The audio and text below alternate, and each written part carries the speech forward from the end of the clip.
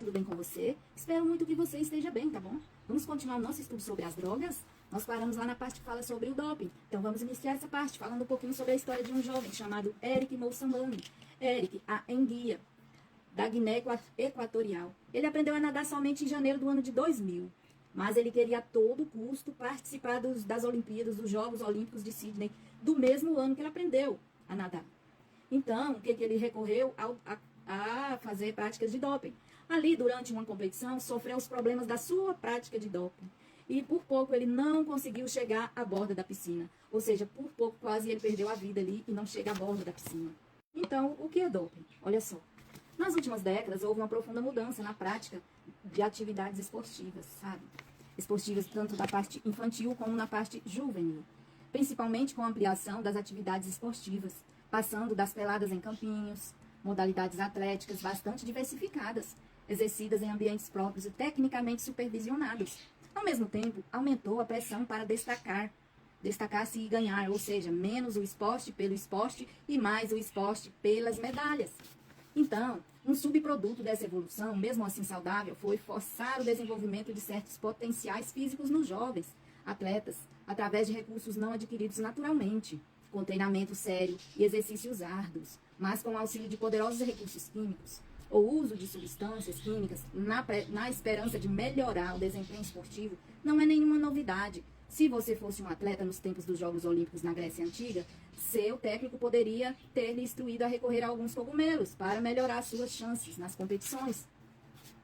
Aí, nas primeiras competições ciclísticas de resistência, era comum o uso de cocaína, heroína.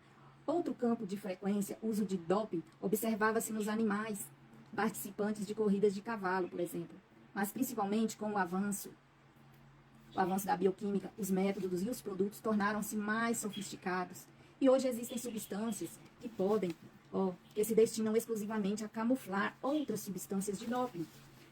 E, por exemplo, as causas que levam os jovens ao doping podem ser várias, mas, no fundo, se resumem a poucos aspectos centrais. Ambições esportivas, em que uma carreira luminosa e bem remunerada pode ser mais importante do que a própria realização esportiva. Aí a pessoa recorre ao doping. Ambições estéticas, que se traduzem na busca de um corpo bonito e de um corpo perfeito. Aí recorre-se a produtos químicos, ao doping, algumas coisas que para chegar a esse ponto. Atingir essas metas de maneira rápida e sem muito esforço. Qualquer esporte pode ser definido como um jogo de inteligência e atividades físicas, buscando perfeição na superação de desafios. O doping entra nesse jogo quando o jovem substitui a inteligência por uma suposta esperteza. E essa esperteza tem se revelado muito traiçoeira, pois seus resultados imediatos podem até surpreender, mas a longo prazo devem ser esperados percalços e prejuízos de toda a ordem.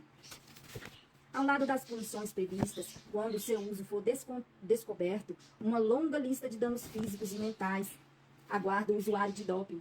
Em muitos casos, por se tratar de substâncias previstas para outros fins, não se conhecem totalmente os efeitos colaterais possivelmente produzidos. Existem basicamente 3 modalidades de doping: aumento da transferência de oxigênio, reforços orgânicos por substâncias químicas e doping por genes.